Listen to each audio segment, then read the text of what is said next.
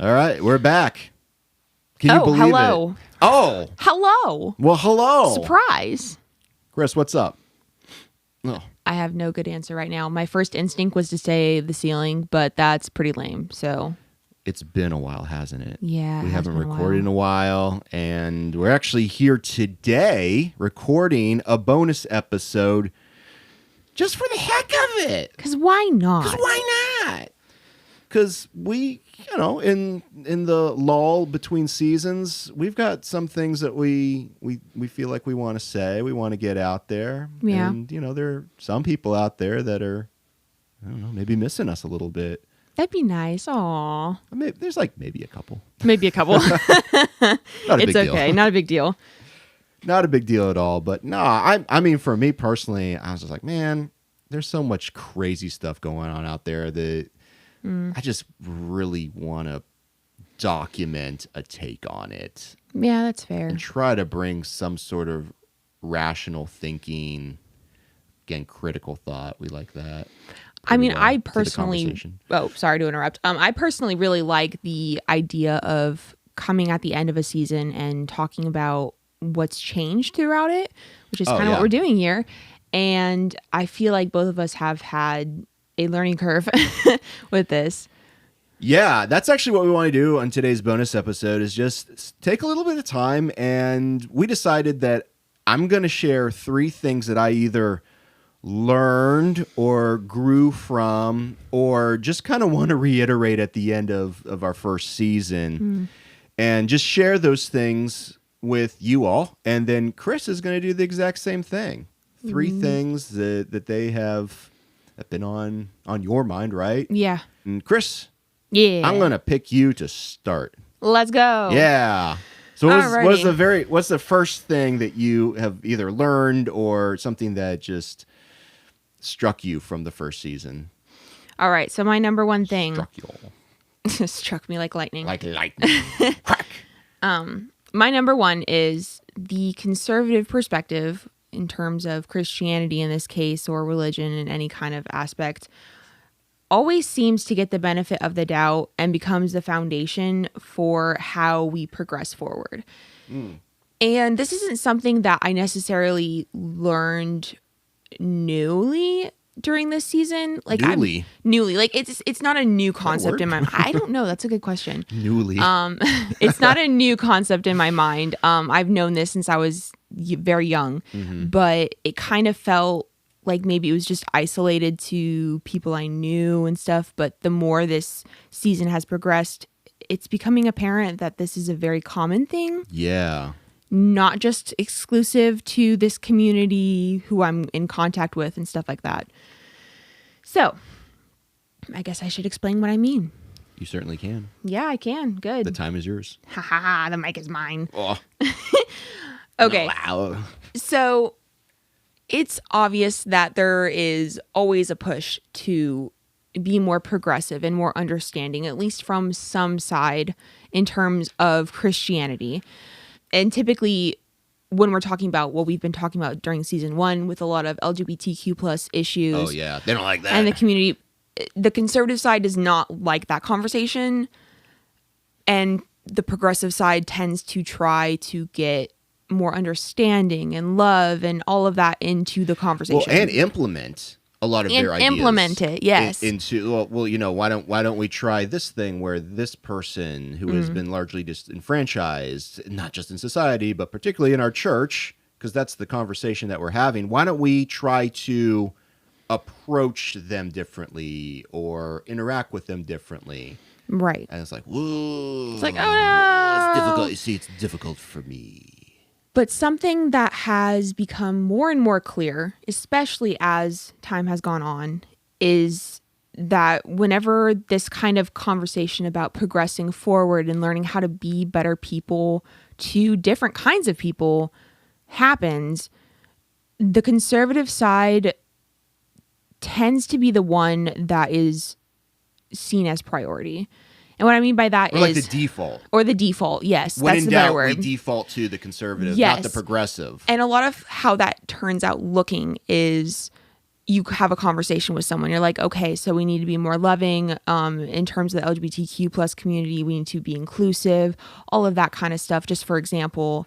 And that individual, or multiple individuals really, but in this scenario, that individual responds with yes, but you have to understand the conservative side thinks this. They don't know any better. They've lived this their whole life. Yeah. Like, they have a reason for feeling this way. So we need to be more thoughtful of their feelings, their beliefs, and the way they do life. They live life than your beliefs, even though yours are coming from actual experience. Yeah. So it's almost like it doesn't matter how you've learned, grown, experienced life. The conservative side always seems to get more power. They get the treatment. They get the treatment. We always have to coddle them. They're like little babies. Wow. I'm just saying. Okay, Kris. That's a little harsh, but Like babies. yeah, maybe not babies. I'm sorry. No, well, I mean, immature, certainly. Yes, maybe that's a good way. That's actually a biblical thing, even though. if it's spiritually immature, Quote you know? unquote biblical. Yeah, Yeah. like freaking Paul, right? Talks about, or somebody talks about how, hey, I have lots of things to share with you, but you can't handle it because Yeah. you still need milk instead of solid food. Right. And I'm not saying that we shouldn't, meet people where they're at, but it does bother me that in the LGBTQ plus community, the queer community, those individuals are expected to cater to conservatives. Yeah. But conservatives are never expected Right. to meet the queer community where they're at. Yes. And that's what really bothers me. Not to say that you can't help people learn and grow and be patient. That's not what I'm saying at all. But it drives me insane.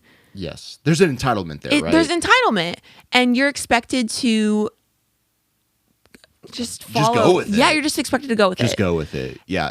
Which really, that sends a very, to me, it's a clear signal but these people just matter more than you do. Exactly.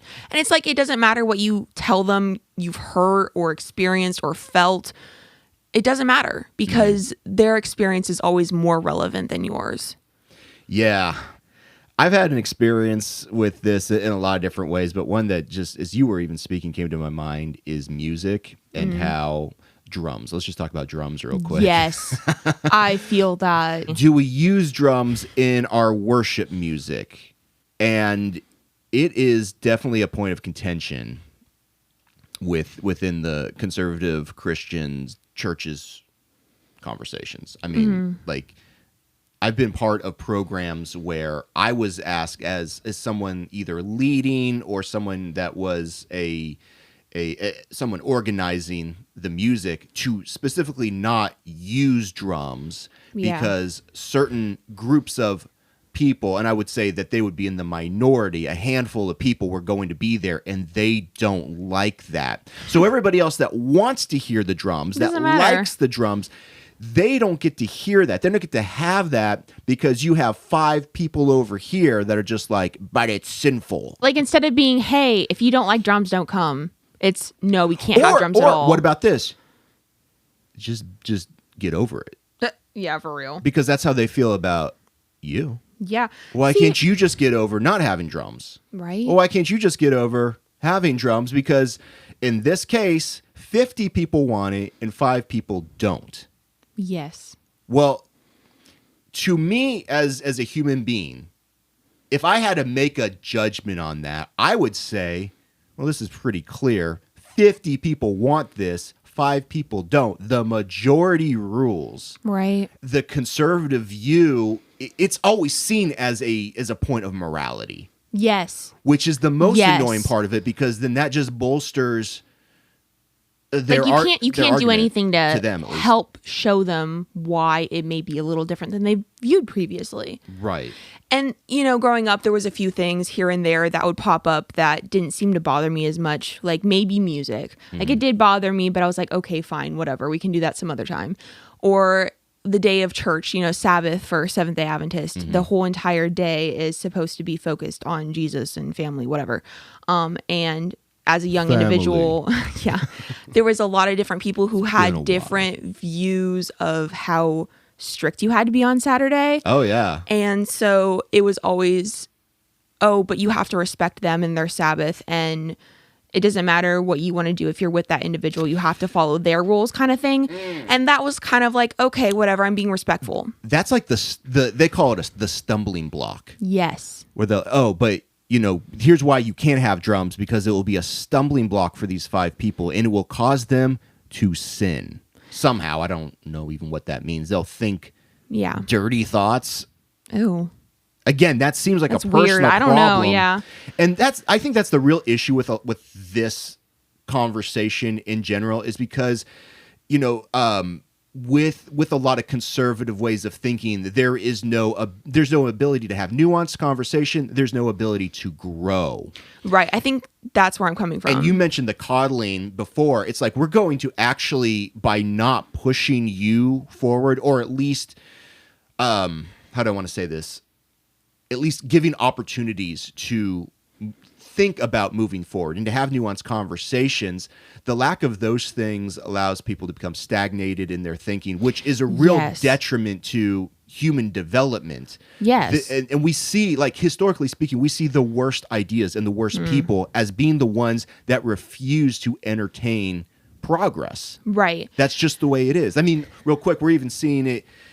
I mean, we see it in a lot of ways today, but like particularly with how women are treated, like particularly here in the United States, we've made leaps and bounds even in like the last century in how women are treated. And it's very clear if you look at current events in this nation that there are people that want to take us back 100 years. It's depressing. And have women do X, Y, Z, which in doing those things, it would remove their rights. Right.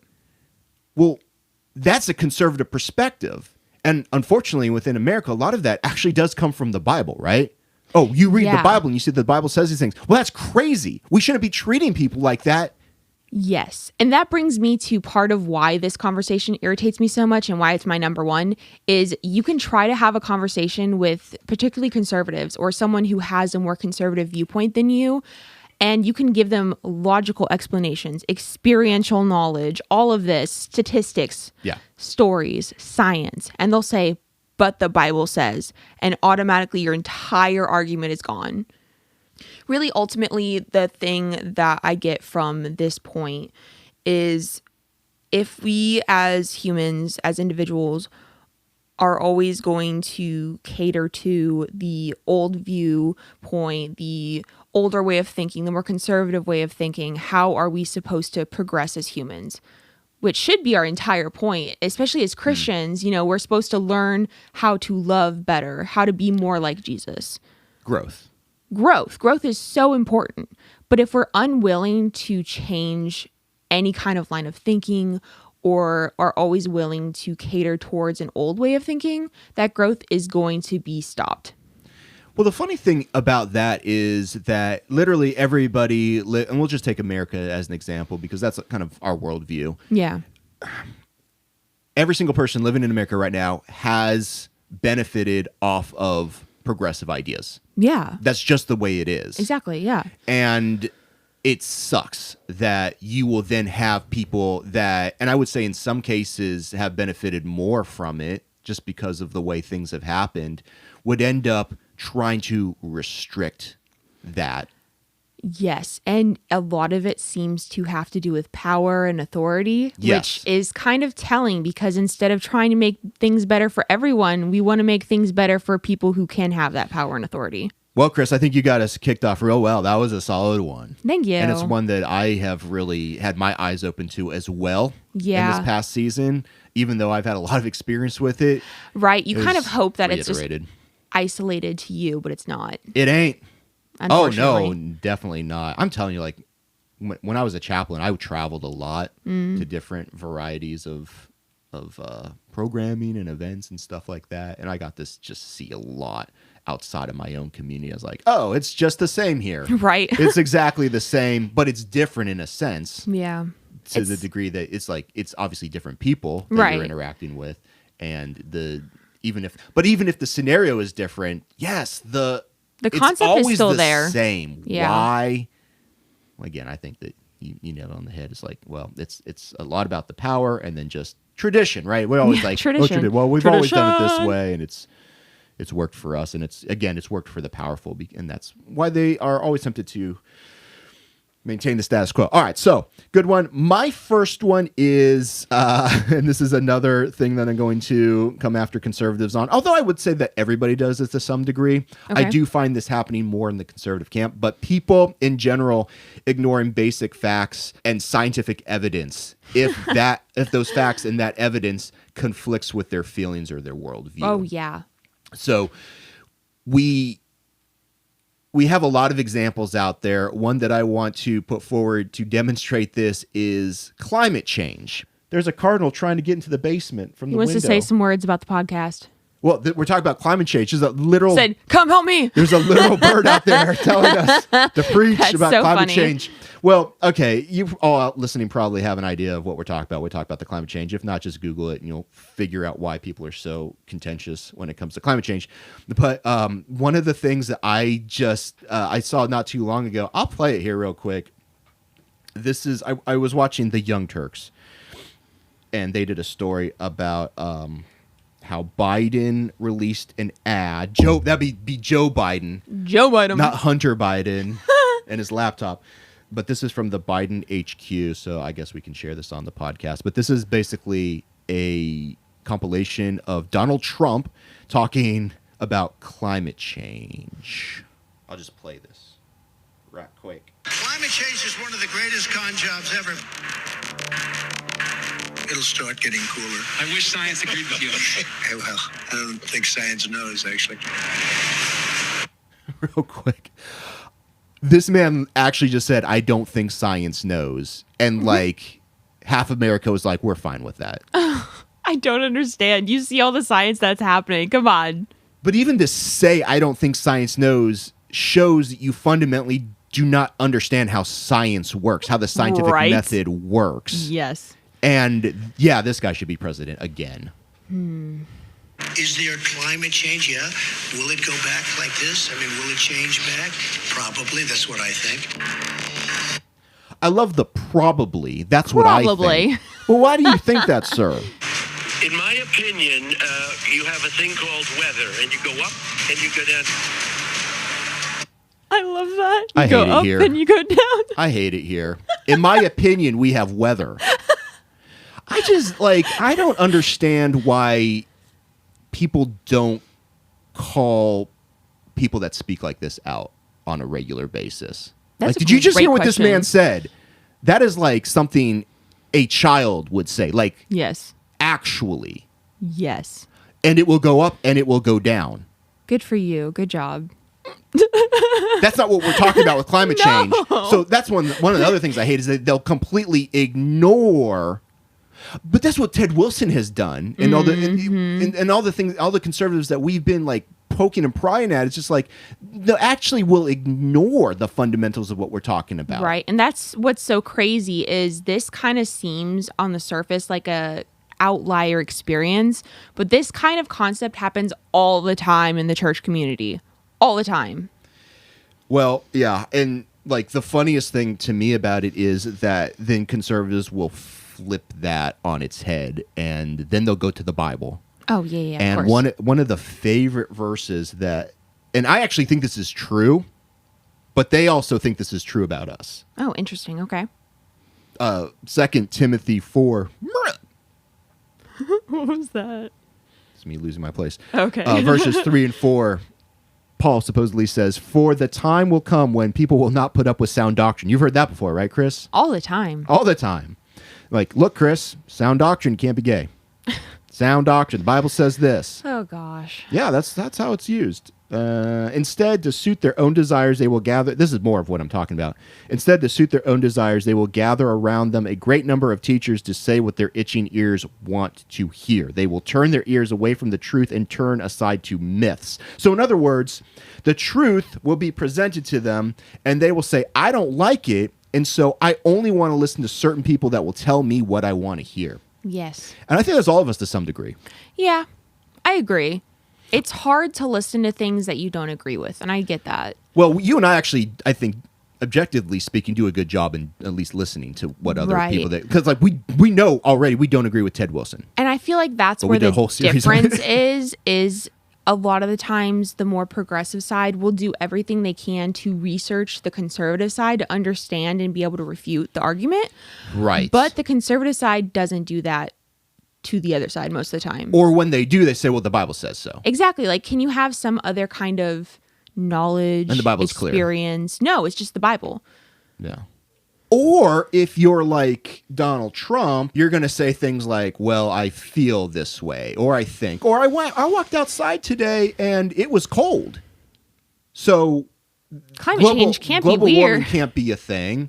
I've actually heard conservative politicians say things like, global warming will actually be good because it's cold in some places and people die of cold. So I think that I'll use COVID as an example and not the actual virus, illness. but how it was handled, particularly in the United States. Let's just again talk about the United States. Because I think that science, and maybe this is what Donald Trump is trying to get at, but he uses it in such a bad faith way. So I remember when there were lockdowns in 2020, 2021. Yeah.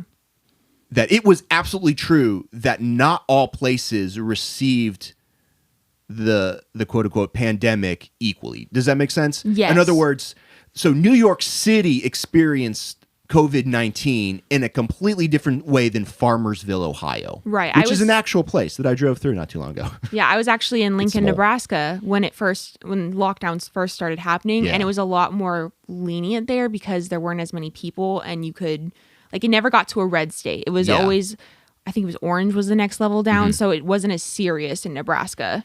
Yes, and I think that that's true, right? Yeah. But in Farmersville, Ohio, if they were to turn on the news and hear, hey, this is how bad it is in New York City, they'd be looking around saying, what are you talking about?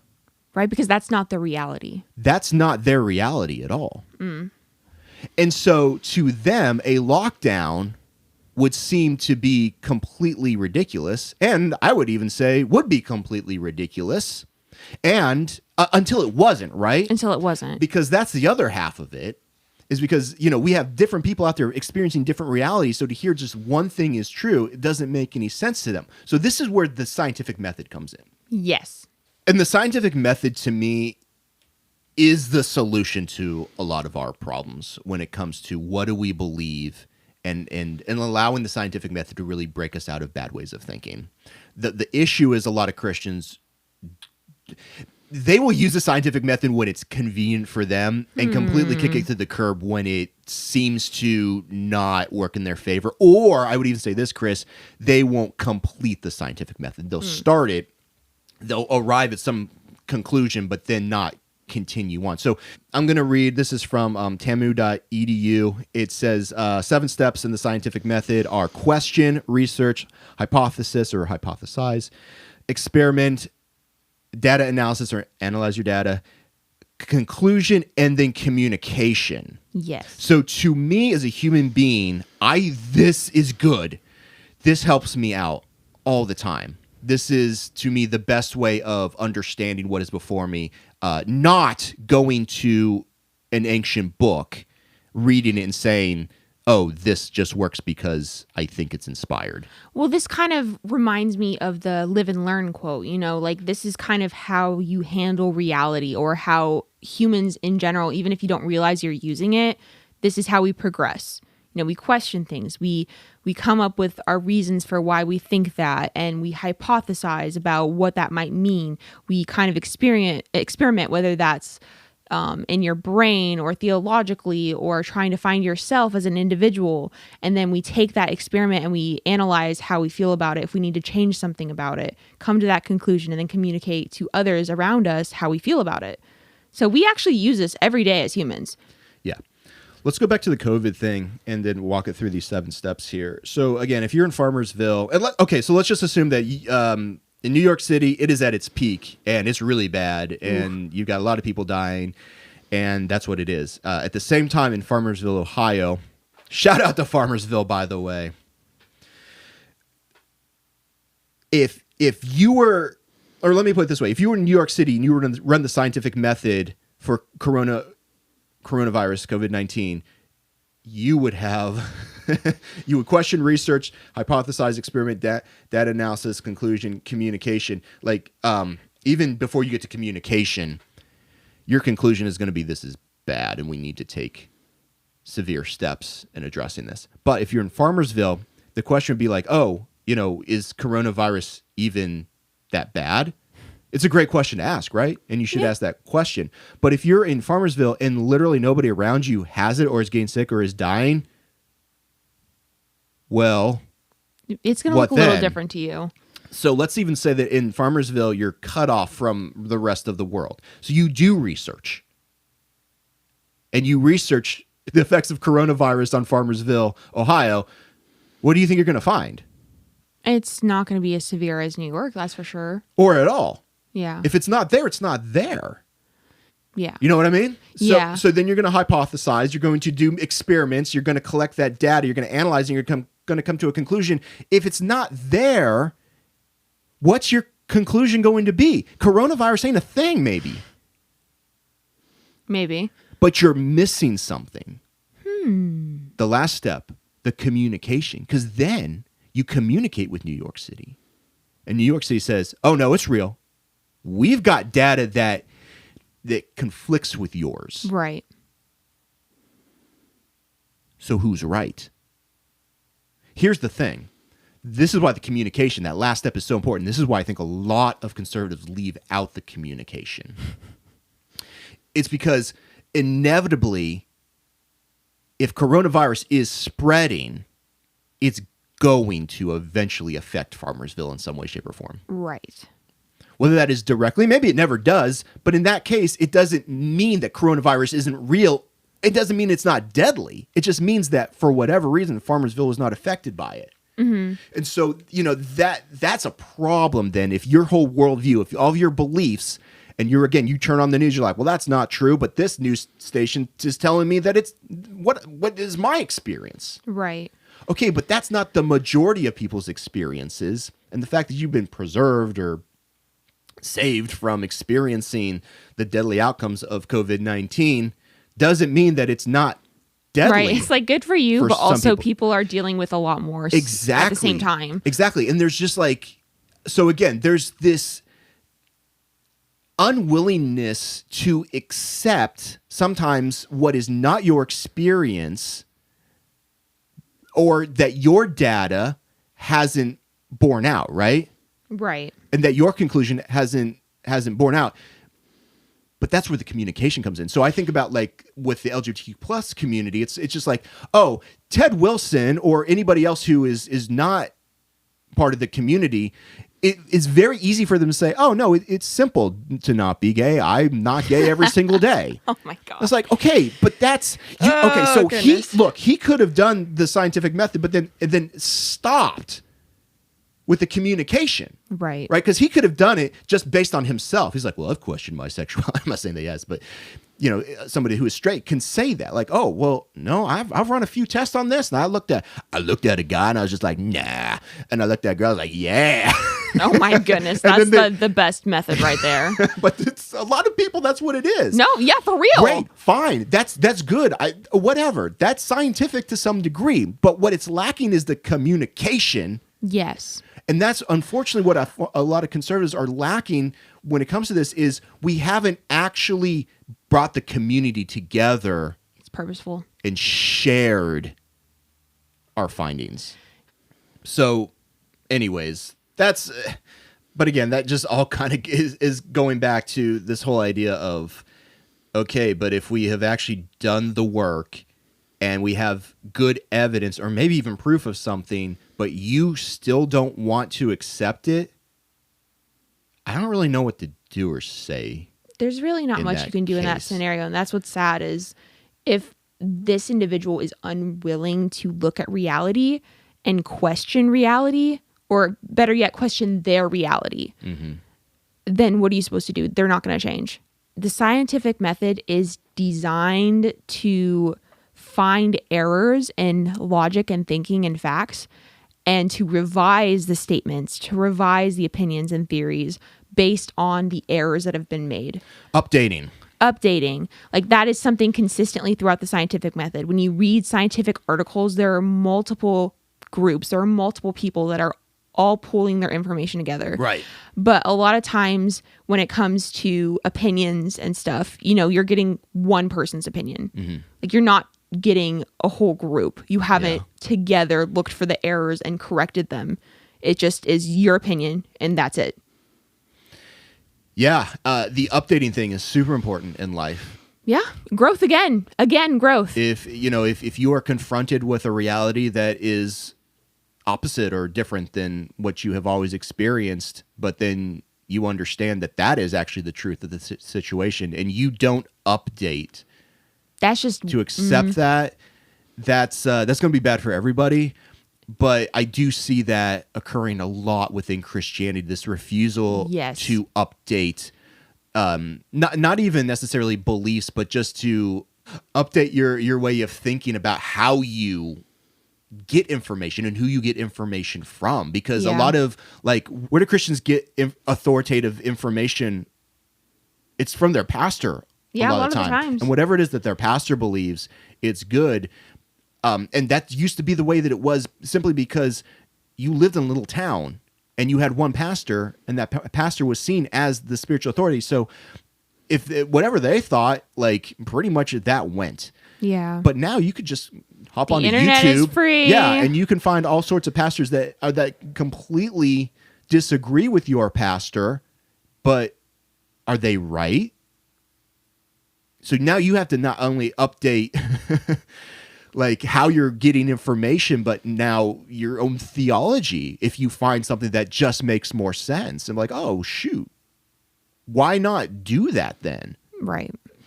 Speaking of church authority, speaking of it, one of my other points that I learned, this would be number even 2. more. This will be number 2 over the past season, is that leaders in church settings are often upheld as absolute authority, even if they don't have any actual credentials or experience on the subject they're talking about. And that bothers me so much, because if you're not challenging these authority figures, your pastors, your church leaders, your whoever in your church, and they don't even know about it, you're missing a whole opportunity to learn and grow as an individual. And you're missing the truth a lot of the time. And also, you're not doing your community any favors. Right? And a lot of times I feel and have seen, not just feel, I have seen this happen. Authority figures in church will use this to their advantage. 100%. Yes, where I've seen church leaders do this. Well, they'll say something and there's usually a certain group that knows. But sometimes people will know that the church leader is talking about something specific, or they're avoiding a certain conversation. But you see other people who have no context and they're like, oh yeah, that makes total sense. You're just like, you're lying to your congregation right now. Just saying. I completely agree. I can't. This is one of the things that I hate the most about the world we live in, is where you have people that are very clearly intelligent, that should know better, but put forth just the most bad faith arguments possible. It's like, you don't believe that, but you're saying it from, and we'll talk about like the pulpit in the example that you're using, but metaphorically speaking, from a place of authority, the pulpit, right? Yeah. The world's pulpit. Pulpit. Such a weird word. Am I saying that right? Pulpit? It's actually pulpit. Pulpit? Pulpit. I don't. What? Pulpit. No. Pulpit. It's like the ball pit. I spoke from the pulpit. Now it's okay. But the issue that we end up having then is, well, first of all, yeah, those church leaders are revered. They are idolized to a certain, like, I know no Christian would ever say that, but it is true. Right. That, they will receive less pushback than they should. Well, and a lot of times you'll see in church settings, any kind of question is squashed right away. In a variety of ways, yeah. Yes. And it's usually not with logic. No. It usually, again, goes back to the fundamental teachings, which are fundamentally maybe flawed, but it wouldn't matter because that's what we believe when you're here because you believe what we believe, I guess, to some degree. So, whether it actually bears out in reality or not doesn't matter. Again, like how is resurrection a thing? How many people are being resurrected in 2024? Not many. None, actually. None, yeah. To the point where you're like, even a day gone. Right. Like Maybe people like a few die and come minutes. back all the time, but that's not what we're talking about here. Yeah. So like, I'm not even saying that resurrection isn't real or really isn't a thing, but it would have to be a supernatural thing that hardly ever occurs. And in fact, the resurrections that we read about are ancient. Yeah. And like for a Christian, you're reading about resurrection in the Bible. And Goes back to the Bible. so it goes back to the Bible. And as well, the Bible tells me so. And how that is the gotcha for a conservative that to me makes no sense anymore. Oh, it's infuriating. You know how many conversations I've had where I will be presenting a logical argument and the other individual will say, but the Bible says, and it doesn't matter what I'm saying, like it's just gone. Yeah. When all the proof in the world can and all of history be immediately dismissed because my sacred book tells me this. Yeah. Is so problematic to me. Kris, this comes down to the simple asking of, is that true? You would Which think. is something I'm trying to do all the time in my life. When somebody says, and it doesn't matter who it is, like it can be like TYT, the Young Turks, is a progressive organization that I consume on, I would say, a daily basis at this point, at least every evening. Even for them, they'll say something like, is that true? Right. Because it seems weird. It seems wonky. There's stuff that like they'll say, I'm just like, no, I've heard that all sorts of other places. I've been seeing it all other places. That tracks. But I haven't heard this before. That's novel. Is it true? I mean, I think that should apply to literally everything in life. You should never take, as an individual, information you're given, especially from a place of authority, at face value. You know what I'm saying? Like, you should be questioning at least a little bit. The biggest problem, though, is that you will have, and this is not just conservatives, you've got progressives that do the exact same thing. They will just make stuff up. People just make stuff up. And then if you're listening and you never push back on it, you will just accept it as truth. You could be completely, this is going to sound so Christian, but falling for a lie. and when I say that, I admit readily, this is not just a conservative problem. This is a human not at problem. all. Yes.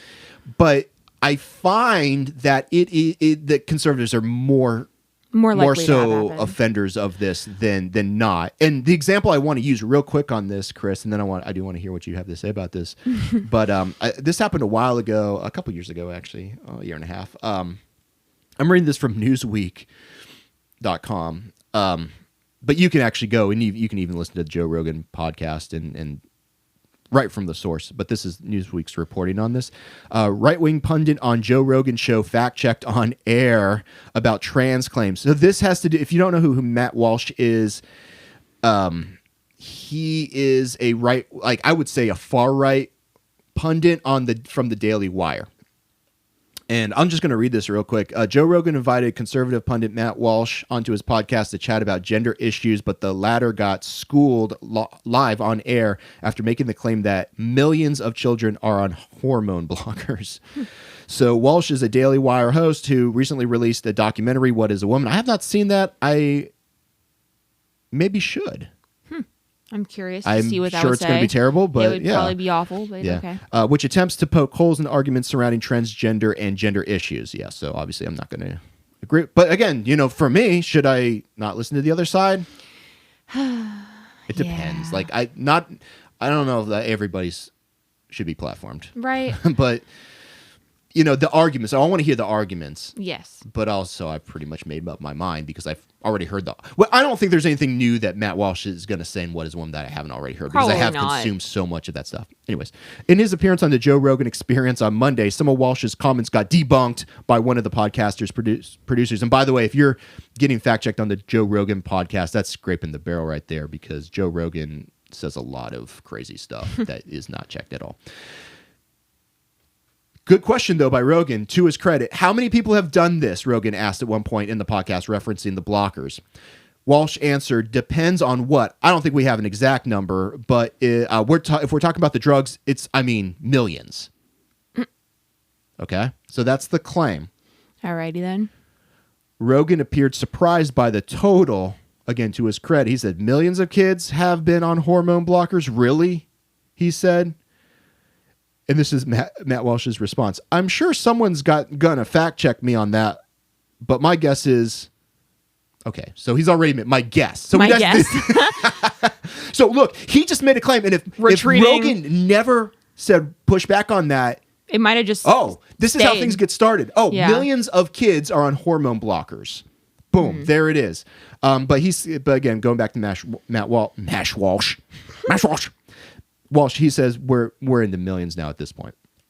Shortly after, a podcast producer displayed a Reuters story. Reuters, that's pretty straight reporting, on a projection screen showing that although it could be an undercount, about 4,780 children with a quote-unquote prior gender dysphoria diagnosis have, that's in quotes and not quote-unquote, it's in quotes, that's the phrase used, have been put on the blockers over the past 5 years.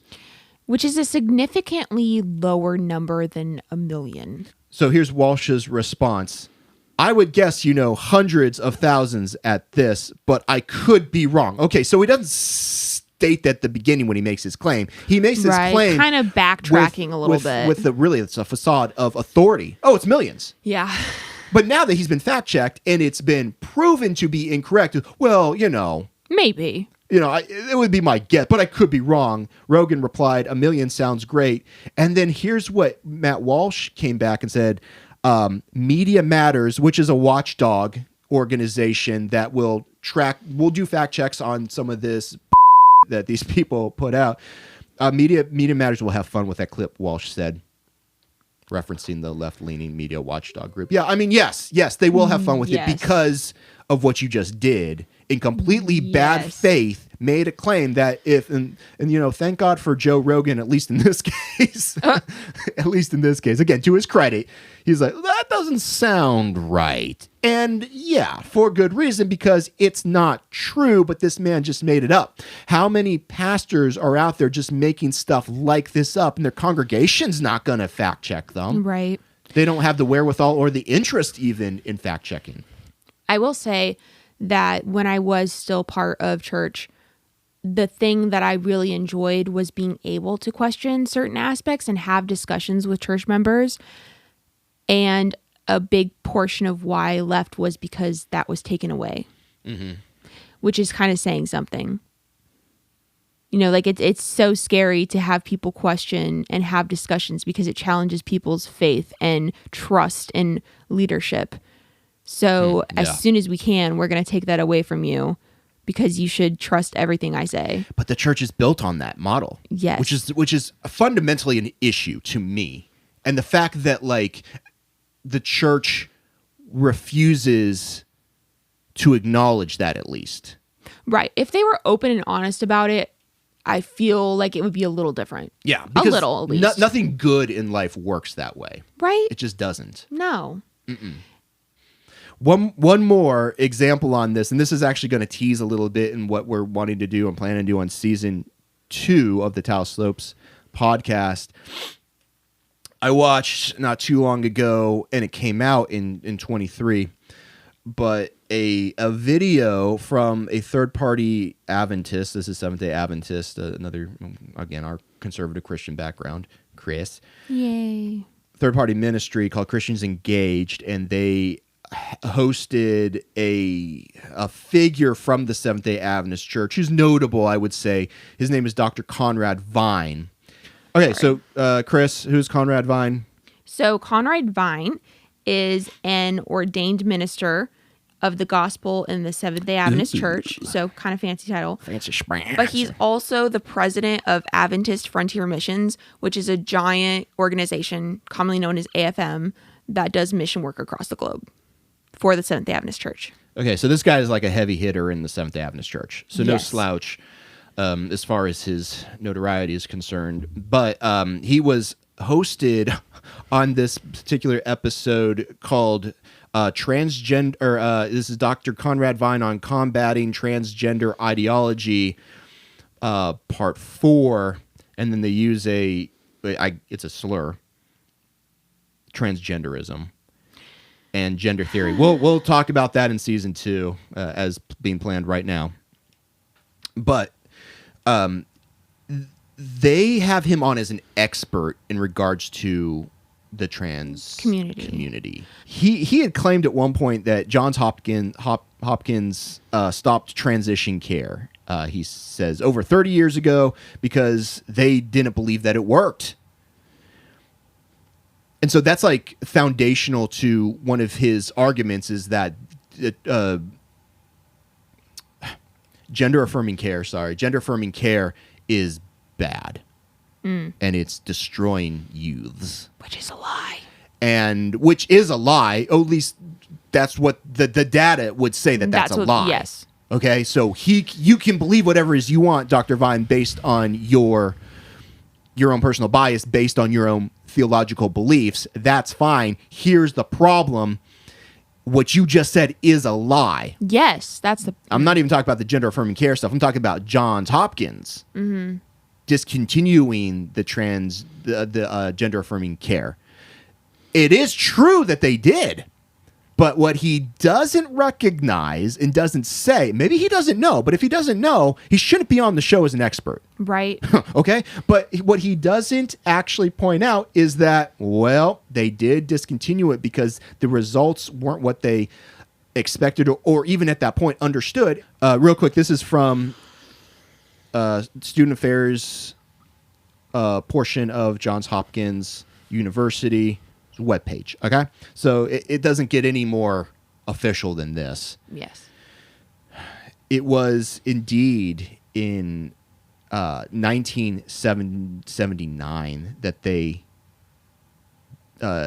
stopped serving transgender patients. Which 1979, look at the history. The world was very different back then. Yeah, well, the reason that they stopped was because they didn't think that it was beneficial or it wasn't benefiting the patients as they thought that it would to some degree. Okay. It wasn't like the care in the sense that gender affirming care is bad. It was how they were approaching it, really. Right. Because medicine has advanced so much in 1979. And that's the thing. Like the rest of this website goes through, and I'll include it in the show notes, but it goes through and it talks about like all the progress that was made. And it's like, oh, we've actually figured it out. And so, yes, Kris, in 2017, they opened again that particular facility, not that particular one, but the next iteration of it for gender affirming care, and they've been going at it with great results, right, for 7 years now. And then Dr. Vine's just like never acknowledges that, and that's a very key, crucial detail. So look, am I willing to give him the benefit that he doesn't know? Well, again, he's come on as an expert, so that's a strike against him. He should know. He should be up to date on his research on that. But, okay, I was like, but maybe this happened after the video was filmed. Nope. Wasn't it filmed in 23? In May 1st, 2023. This, so again, at least 2017. Like 5-6 years. Yeah. Yeah, I don't know what to say at that point, other than that's on him. Somebody as a quote-unquote expert has been brought onto a show, and it's not even misleading. It is a lie. Yeah. Gave a lie. It's misleading in the sense that the first part is true, kind of. But not only is this a lie, this lie is the foundation of his logic for why everything else is true. Great point. Yeah.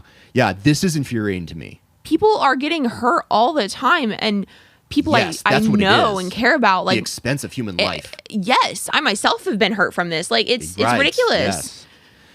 Okay, Kris. Well, my very last point that I want to bring up, thing that I learned or thing that really popped out to me throughout the whole first season was how so many times I find conservative Christians conflating the ideas of oh no. Well, I'm gonna say desegregation. desegregation with inclusion with human rights. In other words, as long as we're desegregated, we are inclusive. And as long as we're inclusive, We're giving people rights. everybody has the same human rights.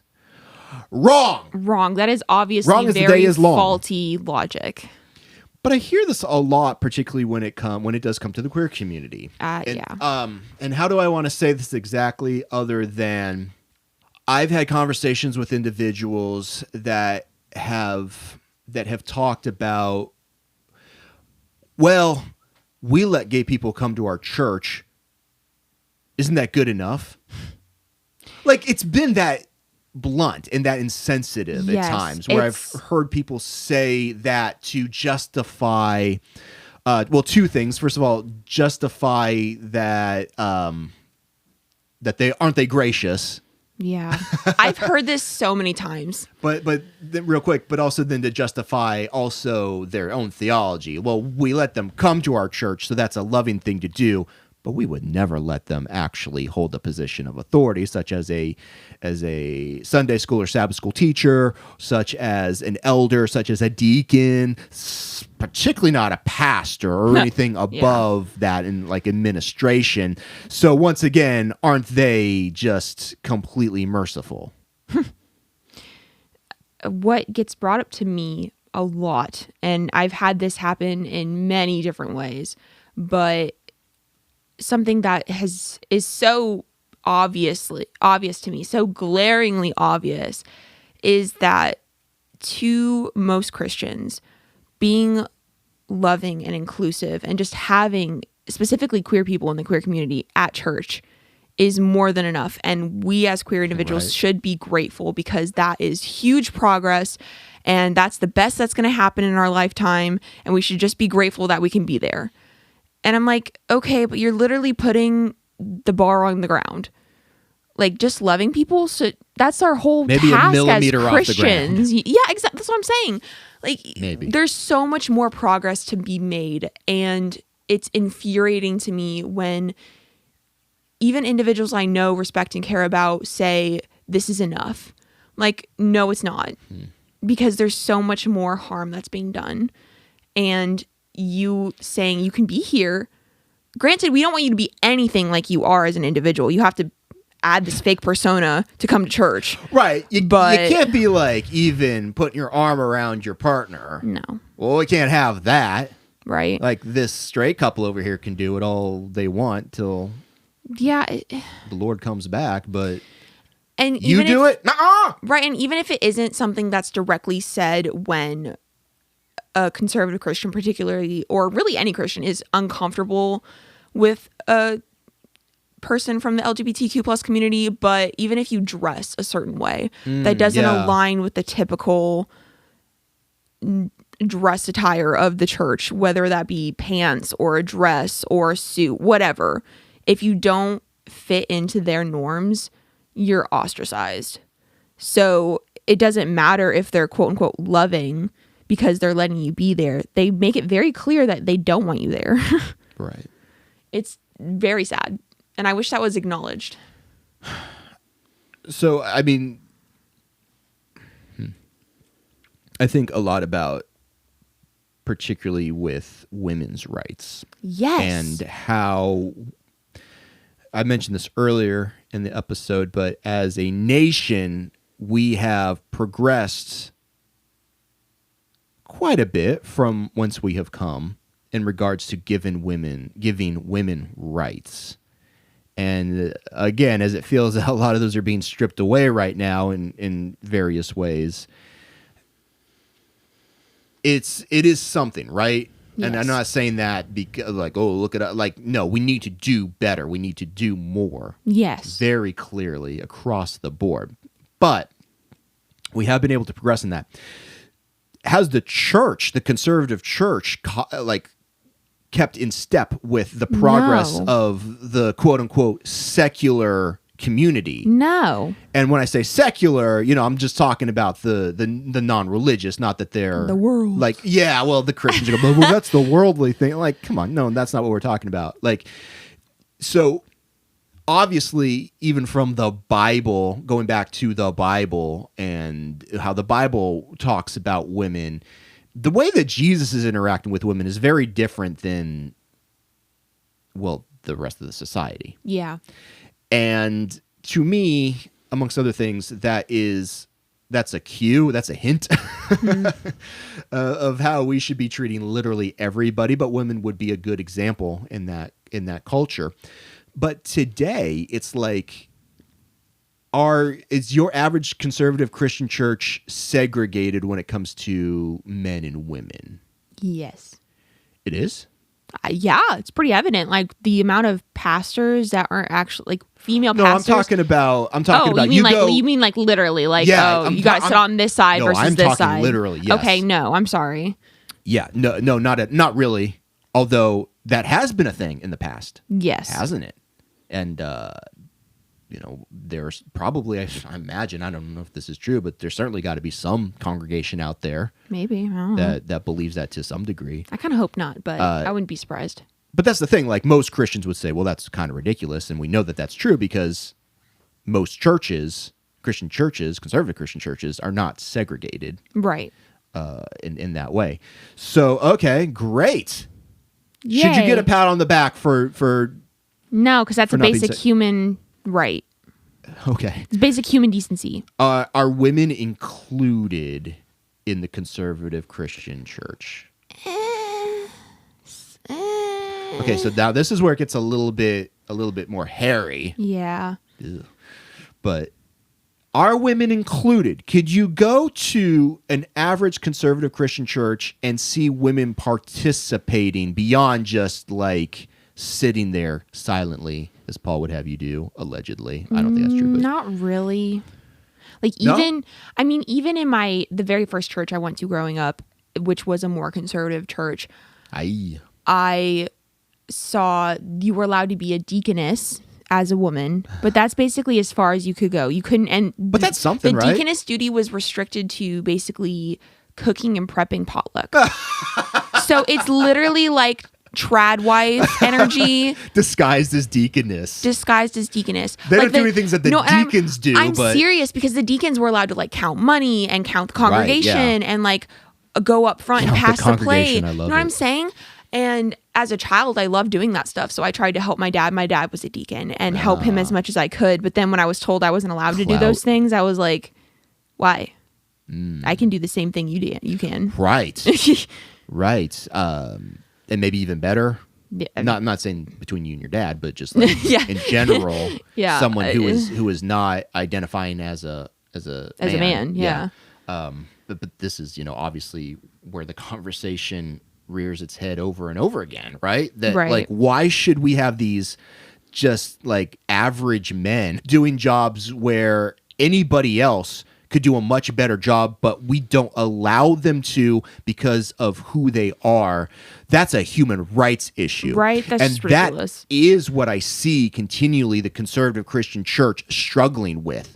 And when I say struggling with, I'm saying the conservators saying women can't, and we're talking about women in this case, right? Because that's where I started the conversation at. But women cannot be pastors. Yeah. Women cannot be ordained. And that's how you see women who are chaplains or like basically pastors who are doing the same jobs, but not given the same title just because they're women. But there is that line, right? And for a lot of these conservative organizations, it is ordination or it is certain things. Like you can't do, like maybe you can't baptize. Yeah. No, they can baptize. They're perfectly capable of that. It's just as valid, I would say. Yeah. Practically speaking, did the person get dunked? Yes. Okay. Who did it? Does it matter? No. Well, it depends on who you ask. But, to me, this is funny. Because, again, these churches would love to pat themselves on the back and say, no, we are inclusive of women.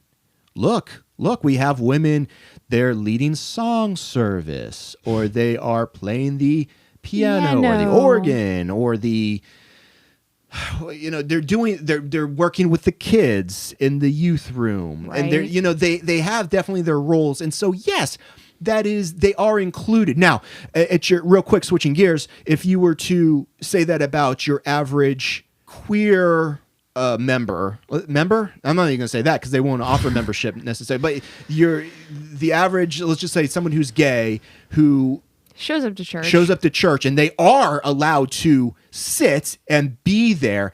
So that is desegregation, right? Yeah. Are they allowed to then participate in the service, which I would say is inclusion, right? Could they get up and read a scripture? Maybe. Depends on the church.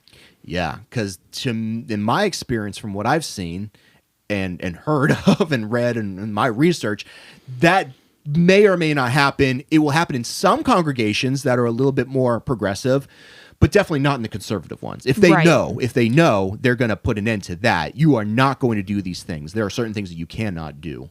A lot of the times, from what I see, you're allowed to be up front as long as you're not using your voice. Mm-hmm.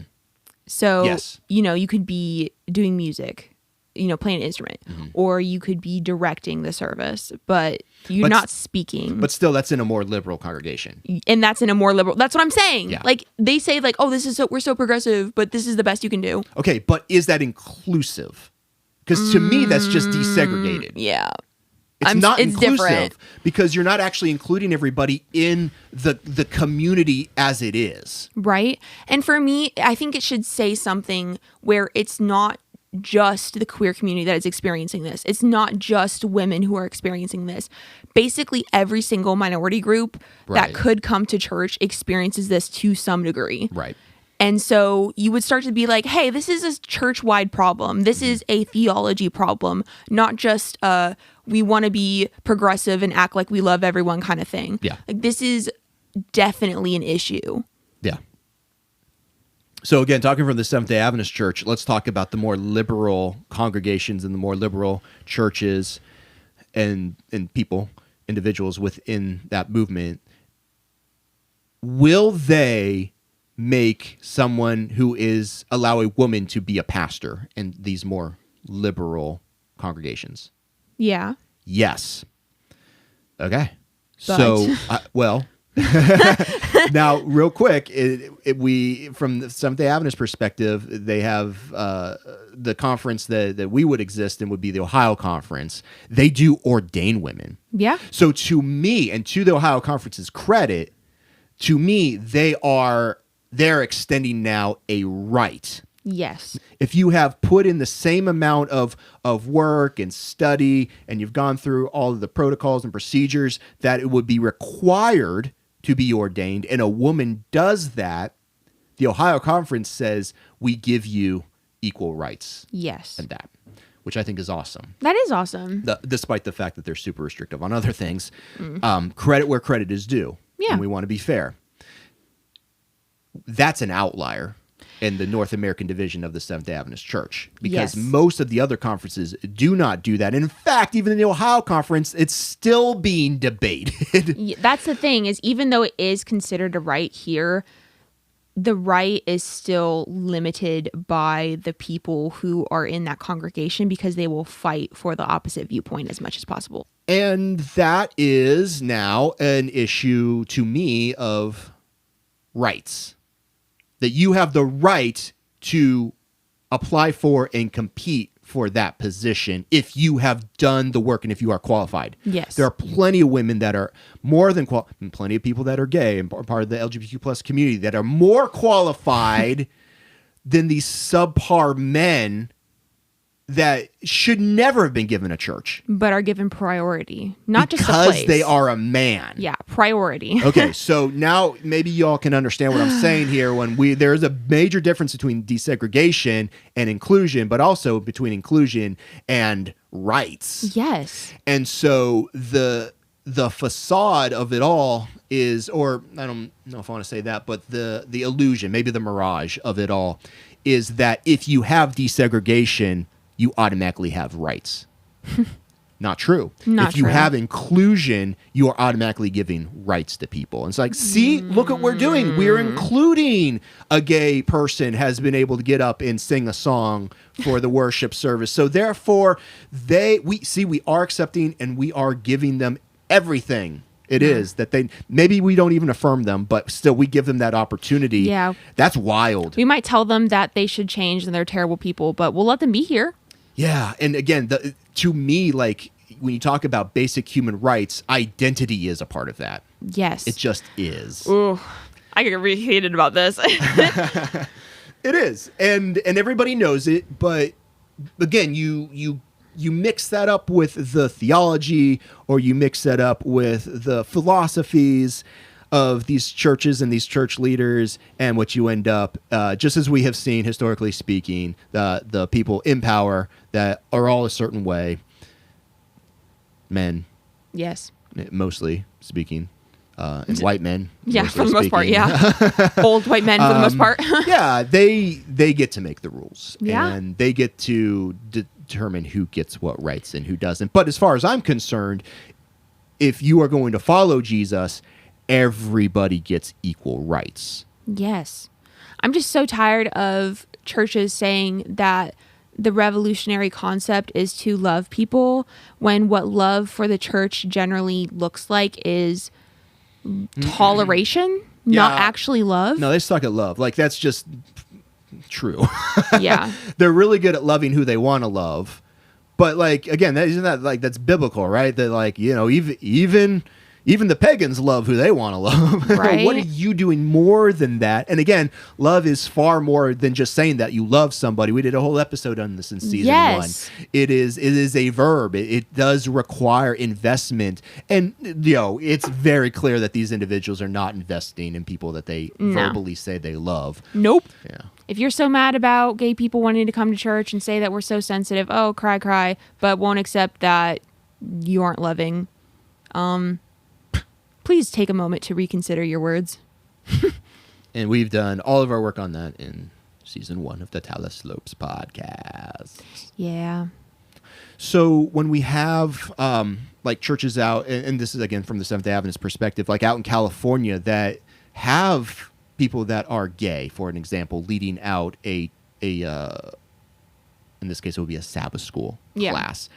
The real question is, could that person be a pastor and not get flack from anybody? Yeah. Because it is true that you have had like gay pastors in the Seventh-day Adventist Church, again, a conservative Christian movement, but that doesn't last very long.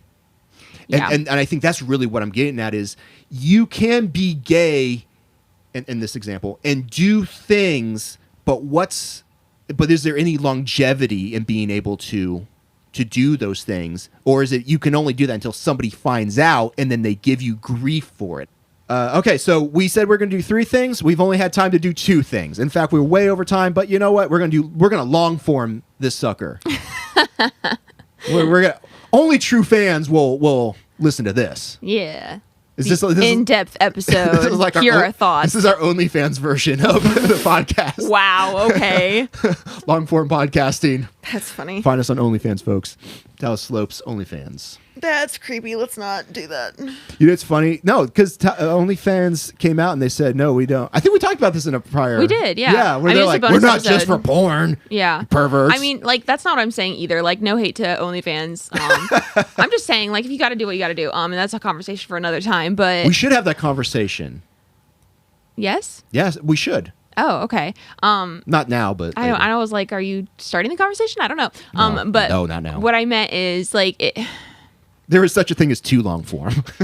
yeah, I guess that's what I was trying to say. Yeah, that was good. All right, well, we're done. Anything else you want to say before we're out of here, Kris? I always want to offer that opportunity. I know. I could always talk more, but for now, I think I'm good. I will end with a story. I just want to see what you think about this. All right, go for it. On my way to work yesterday, I was passing a golf course. Okay. And I saw a group out there golfing. And, you know, when you go golfing, you've got your clubs. Yeah. And they go in the bags. Yeah. Is that how you get golf bag? So technical I was here. like, what's it called? I think it's called a golf bag. And you can carry it, right? You can sling it around your shoulder. Yeah. You can put it on a golf cart. Mm-hmm. That was neither the case here. They had them on some pushy carts, which I've used before. Yeah. Yeah. And those are good, or pulley carts, or however you want to. You can push your ball. One guy's cart, his bag was moving by itself. What? It was just moving by itself. How? He had it on a remote control car or Oh. something. Not car, but like a specialized remote cart where We're living he in the could, future. and it was going before him, and then he caught up with it, and then they walked together. That's And it was hilarious. a beautiful thing, and I was like, what is happening right now? I've never seen that before. I don't really golf, so, but that's the neither. thing, Kris. That's the thing. Cool. Yes. What does this have to do with anything? It's just a story to get us Okay. out of here. All right, folks, go golfing. You're so funny for that. I don't know how to end things.